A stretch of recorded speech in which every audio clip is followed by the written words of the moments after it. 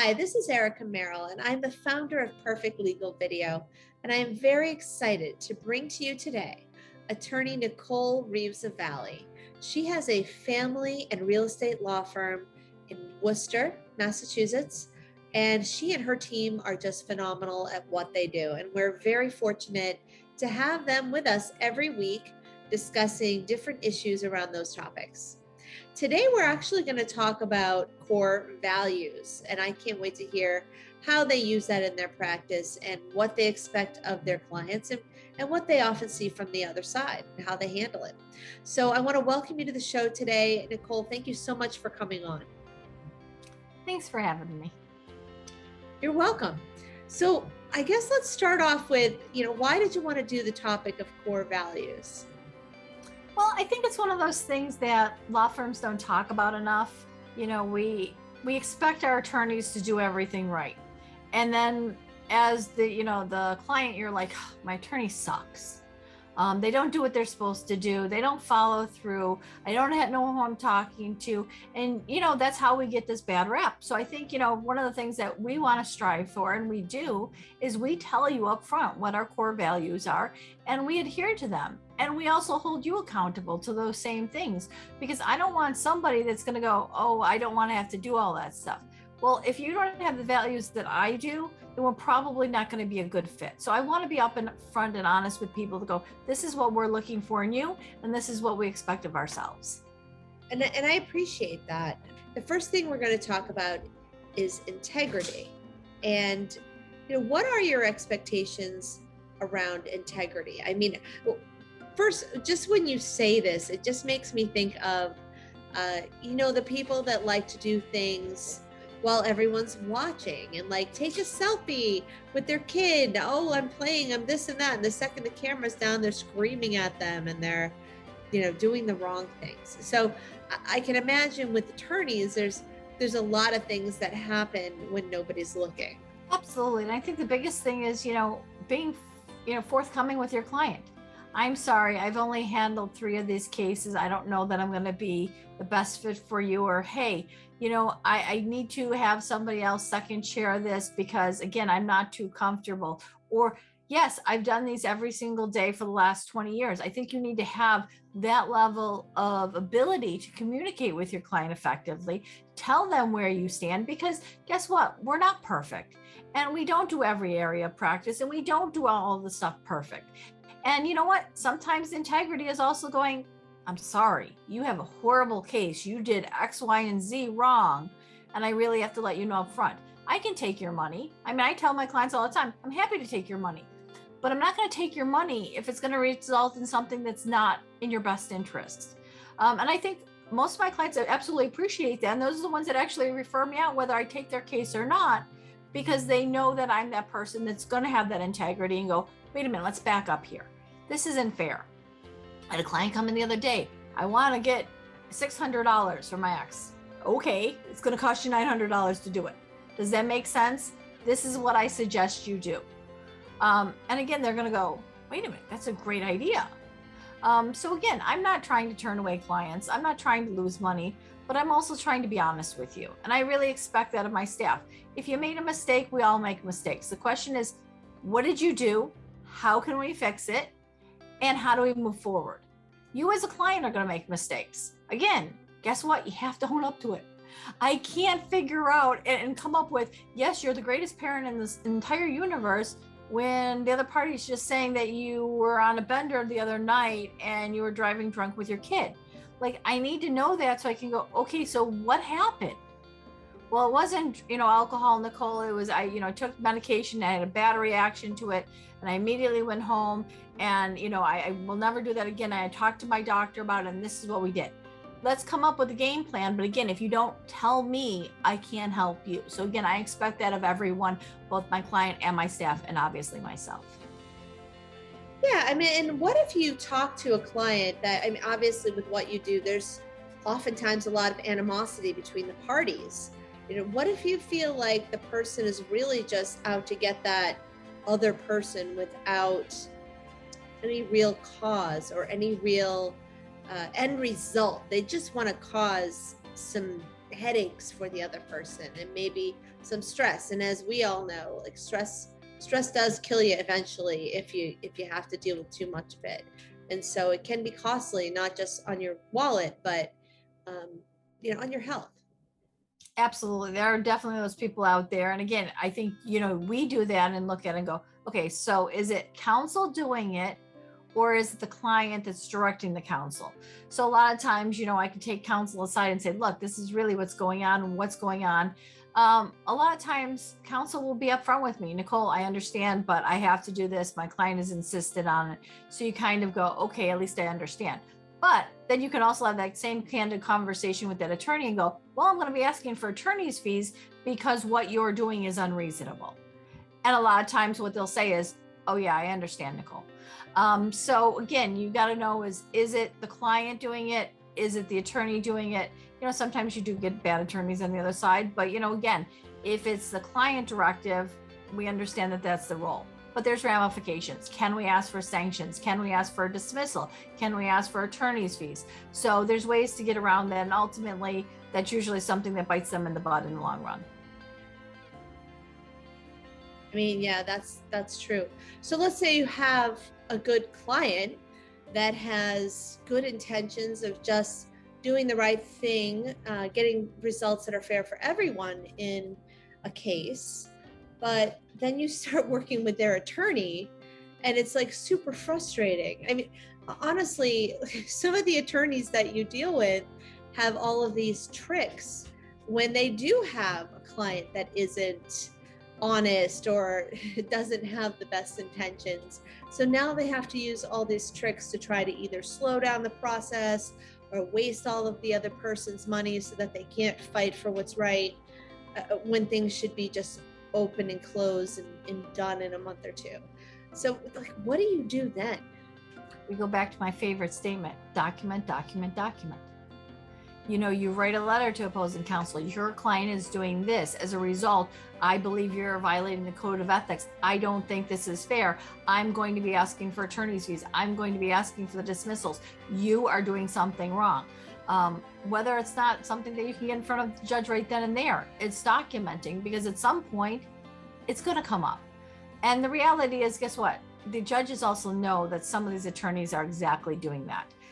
Some of these attorneys have a bad rep for doing that.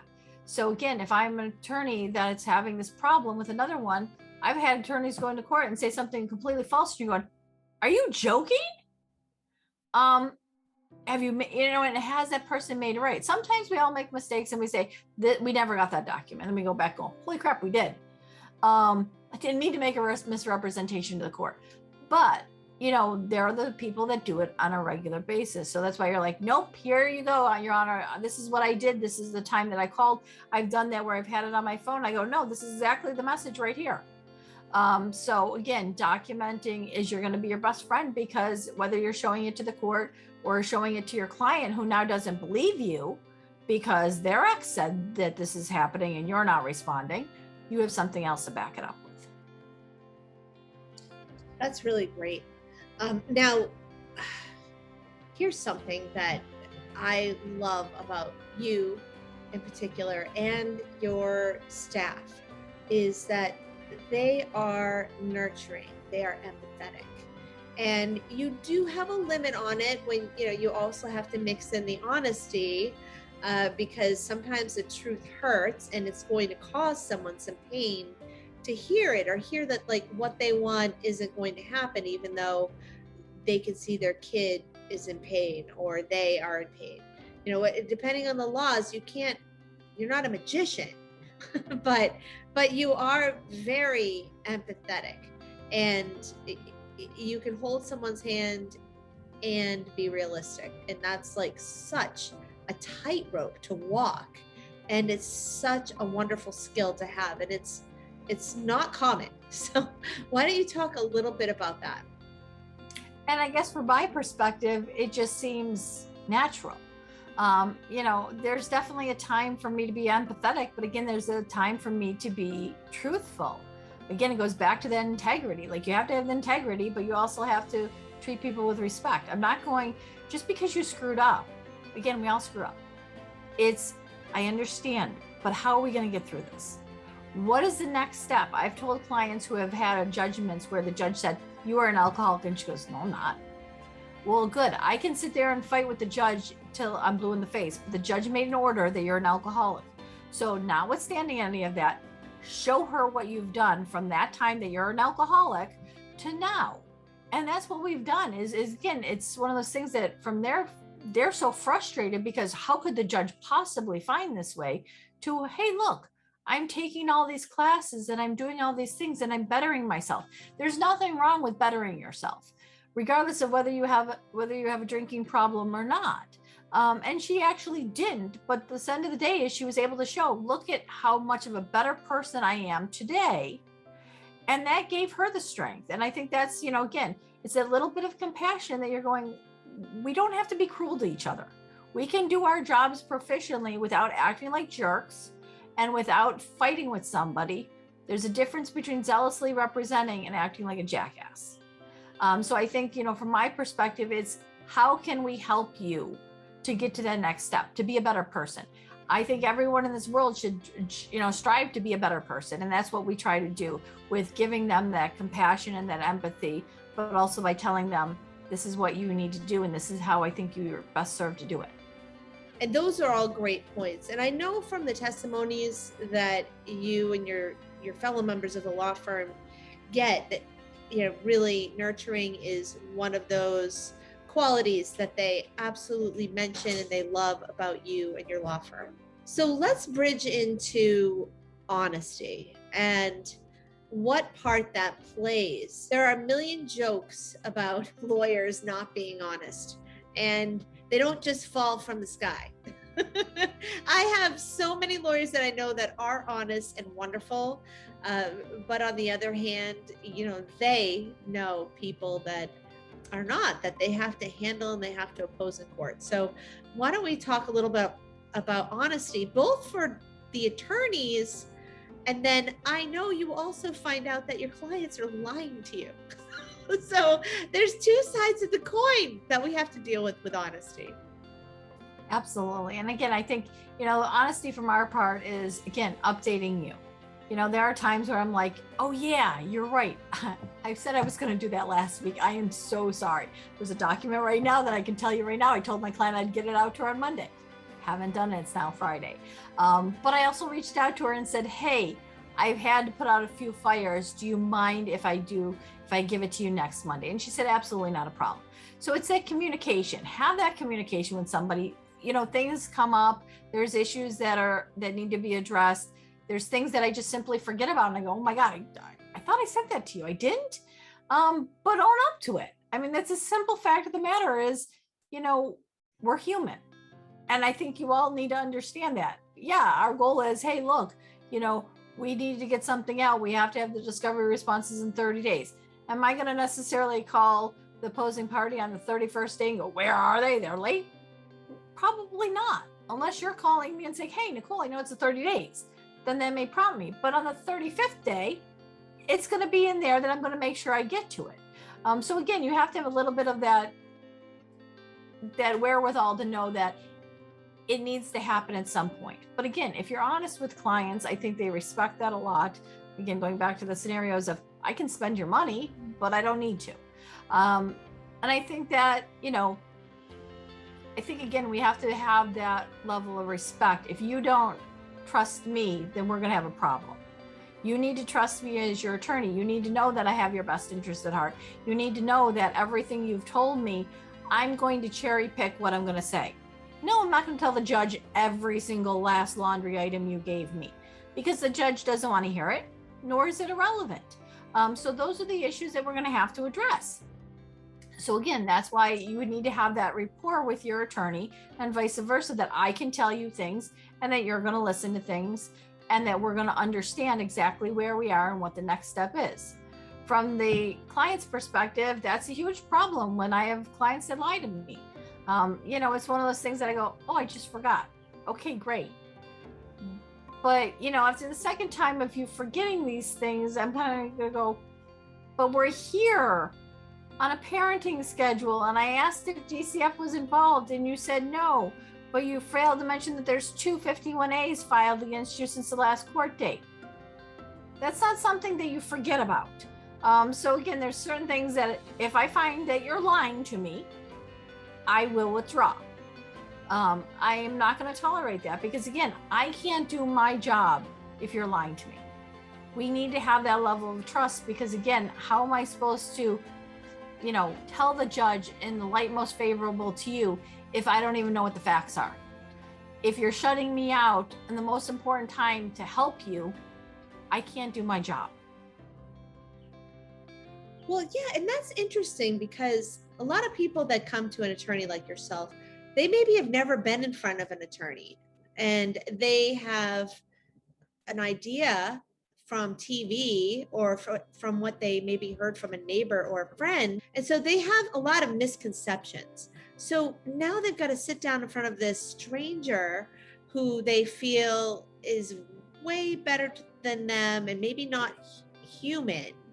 And they have to figure out, what they feel they can tell you and not be embarrassed. So I know that you know about your clients' sex lives, you know about past situations with the law that they had, you know about their money issues, you know about their lack of knowledge of what was going on in their marriage, which is embarrassing to a lot of people. They don't know about the money, they didn't know about the cheating, they didn't know about the lie, and now they've got to come to you and say, well, I wasn't in charge of my life at all. Look, what do you say to those people to kind of get through to them that none of that matters? You're one of the most humble and human attorneys that I know. Not all of them come across that way. They have to have a little bit of flair, but they don't know how to bring it down to the client's level so that they feel comfortable telling you those very personal things. I think the reality is it's just very simple. I don't know what's important to your case, and I don't know what brought you here today, but that's what I need to know. There's always a story behind why you're walking through my doors. So you're walking through my door and you're getting a divorce. I always say, oh, hi, how you doing? And they always say, yeah. And they never really want to be there. But, that's kind of the way to break the ice is, okay, so what's going on? Because I need to know what brought you behind these doors. What story do you have to tell? Why is it important to you? Because why it's important to you is going to give me a good sense of where we need to go in your case, what we need to focus on, what's important to you. And so again, if you're saying that I didn't know about the money issues and I didn't know about the cheating, okay, well, again, from my perspective, I'm going, great, these are things that I can inquire about. You don't have to know about them if you don't want to, but I need to know about them so that I can better serve you. So it's just a matter of developing those skills and figuring out why you came in and how that's going to play a part in your future. Because the reality is, whatever brought you in, you've learned from it. And so once you learn from it, you can grow from it. And you can't grow from it until we get you out of that situation. And so, and that is great, because really people can trust you. And I will absolutely say that if somebody does need help with a family case, they should absolutely call the law offices of Reeves Lavallee, because it's amazing what you do and how comfortable you make people feel right off the bat. So now let's talk about accountability. And you just mentioned that, hey, you didn't get something done in time. And so it's about communication at that point. And let's face it, we all have fires to put out sometimes. But then when we're talking about accountability, you get people that come in and they want to tell you their side of the story, and everything they did was right and everything their ex did was wrong. And, we've even talked about how quite often they call their ex a narcissist. So, and sometimes that's true, and sometimes it's not. Sometimes they're the narcissist. So, what do you do to try to get through all the BS and get people to be accountable for themselves? I think that goes back to my last point, which is the honesty. You have to be able to, say, hey, look, I get that. But one, there's nothing I can do about this person. You married them, you had a relationship with them, you got in some kind of meeting of the minds with them in some fashion now that you're coming with a legal issue. So at some point you didn't feel this way about this particular person. Now you do. Big picture is, regardless of who that person is, my goal is to get the end result. So your end result is to get divorced. Great. You know what? He's a jackass. Okay, let's move on from there. We know that. But it's not going to help you to harp on that situation. It's not going to help you to harp on the bad things that that person did. If we go to trial, of course it is. But, you know, in the scheme of things, when we're going in front of the judge, chances are the judge isn't going to necessarily care about that one thing that he did. He cheated. Unless he's spending all of your assets, then it really doesn't matter. So again, we're going to look at, yes, that was one thing. Now, he's cheating on you and the child's sitting right there. Then yes, obviously we're going to bring those things up. But again, that accountability has to be, is you have to say, okay, I own this. I did marry this person. I did have a relationship with this person. I did enter into a contract with this person. I didn't bother to consult with an attorney beforehand. And the attorney, all they're trying to do is get me out of the situation the best way they know how. And again, that's why you go back to, if you give me all the facts and give me all the documentation and are honest with me, if you notice, it's all tie in very well. But when you give me all of that stuff, then I can do my job. And then guess what? We can make that person accountable for their actions. And sometimes it doesn't look so nice on the other side. But again, we need to be able to know what we have on our side to protect you. And I think that's great. And I do know that as empathetic as you are, you also will say, well, let's face it, you're XYZ, and this is your part of the problem. They may have done this, that, and the other thing, but you're also doing this thing. So you can't just spread the blame on one. It's never a one-sided street when it comes to divorce. So it definitely, there are some worse cases than others where it's just the scales are tipped, but a lot of times it's tit for tat. Let's talk about focus. Now I know that to get through a case without like a million other little offshoot cases coming up because of everything that's going on is quite a challenge. And one of the things that you do well is you have the strategy and you know what order things need to go in to accomplish that end goal and finish the case. I mean, let's face it, some of these cases you hear about just never end. And people can be talking about it 5-10 years later. They're still married because their ex doesn't want to give up their trust fund or, you know, whatever the thing is. They don't want to have to pay a lot of child support, or so they're able to maneuver and try to keep things going. That's not always the case, but how do you keep the focus and make sure that these very complicated cases that have a lot of steps to them actually finish? I think you have to have, you know, the be present attitude. I'm with this case. I'm going to focus on this particular case on this particular day. You know, when you're in court, there's times where I have 3-4 cases on and I'm going, oh my Lord. And it takes me that 2 minutes of, hold on, wait a minute. Let me put this file away. Let me get this file out. Let me think about which case this is, what kids there are. And you do have to have that mindset of, whoa, back up, pause, let's start over.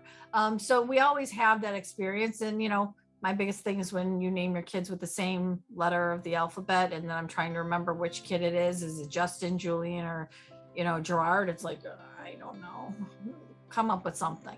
And it usually comes out to the middle child or something to that nature, because at that point, I do have that little bit of unfocus. But I think the reality is, again, you know what the steps are. You know what any divorce proceeding is going to look like. You know what any real estate closing is going to look like. You know what those steps are. So from a law firm perspective, we know what those steps are, and we're moving you from area to area as your case goes along.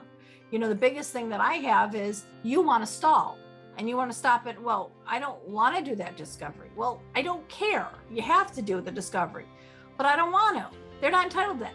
I get that. Let me do my job and I'll object to it properly, but I still need you to help me, because otherwise we're not going to get you that trial date. We're not going to get you that pretrial date. We're not going to be able to give you those temporary orders. We're going to be stuck here. So I need to move you forward. And so I need to get you focused on where you need to be and go, oh, well, I need to do this. If I give you the discovery, I can get a hearing date. Yes. Oh, okay. So sometimes it's that hurdle that you guys are having. simply because you don't know the process. But again, we're going from step to step to step, and that's what we need to do. In the meantime, again, from our perspective, it's okay, what does this family look like? What's this family dynamic? And again, taking good notes is always a great thing, because my staff can walk into any file of mine and know exactly what's going on with your case. They don't need to come see me, because I'm taking copious notes when I'm talking to you. I'm taking copious notes when we're meeting. I'm taking copious notes when we're in court. All of these things are coming out that I have all the documentation available, that all they have to do is be able to read my handwriting. So that's kind of how we have to focus. And again, our goal is not to leave files in the filing cabinet. I have dealt with attorneys, and I have been in those law firms where files would sit there for years untouched. And that just makes me want to throw up. I mean, bottom line is, oh my God, I can't even deal with that. My goal is, hey, look, I just closed 5 files this week. I'm ecstatic. My clients are ecstatic. We're all happy. I don't need to keep your case open to make money. That's not my goal. And there are attorneys out there that want to do that paper pushing. My goal is, again, to get you to that next step. You need to be able to move on to that next step. You need to be able to go, I'm going to make it. I'm going to survive this, and I'm going to get through this. And that's what my goal is for you. So again, if I stay hyper focused and I say, this is what we need to do, and this is how we get there, you're going to feel that relief at the end. You're going to go, thank God. So that's my goal in that. Yeah. And the other thing about you is that, I mean, you're moving along. But when you ask your client for something and they've got a lot going on, just like everyone as well, sometimes they delay things, and you actually have staff that you require to follow up once a week and make sure that, hey, where's that document? And I know from experience, I've gotten those calls because, hey, what's going on with this? What's going on with that? Have you heard from this person that you said you'd followed up with, so that we can move forward with this case? Because that is not your goal, to just accumulate a whole bunch of cases and just let them sit there. And you really do want to complete things and get things done in a timely manner. I can't tell you how many people I know that are like, yeah, I haven't heard from this attorney. I sent them my stuff, and now it's been 3 months, and then I find out that they're out sick, or that they've changed law firms and nobody told me. And that really causes a lot of problems, because monetarily, people are waiting for certain things to change, and maybe they're not getting the money that they thought they'd get by now. Maybe their kids aren't able to do the activities they're supposed to do. Maybe they're paying a ton of late fees. Maybe they can't get that loan they wanted to get to, help consolidate and bring their payments down. I mean, there's a lot of stuff that happens financially in marriages when they end, that, if you just delay, it's just going to push someone closer to bankruptcy even. So you guys really do have your eye on the ball when it comes to that. And so I can't recommend your firm enough, and you specifically. Just wonderful to work with. Thank you. I appreciate that. And, I think that's, one of those things that you can't move forward, and you're in this rut until I resolve your issue one way or another. And I can't tell you how many times I look at that and clients go, oh my God, I feel so much better. Because that's our end goal. Again, going back to, we're trying to get you in a better place where you can move forward. Well, this has been a wonderful and enlightening conversation to just hear about really what goes on in the background of the work that you do. And that you have everyone's best interest in mind, and you've got the 5 pillars to show that these are the different areas that you use in every single case to make sure the work gets done the right way the first time, honestly, as quickly as possible, and that your client feels good and feels heard, and along with having the right strategies to get a better outcome. So all of that works together flawlessly at your law firm. And you really need to ask these questions if you are looking to hire an attorney. It's part of it. Find out how they work, because if they can't answer some of these questions about their ethics, then, and give examples and have testimonials and references, then you need to find a lawyer that does, because your life could be miserable if you hire the wrong one, and it wastes so much money. I don't know, like you've seen it happen, I'm sure. Absolutely. Yeah, I know several people personally, and it's just such a headache. Well, thank you again for coming on today, Nicole. We always enjoy your information, and we'll look forward to seeing you next week. Thanks for having me. You're welcome. Bye, everyone. Thanks for watching.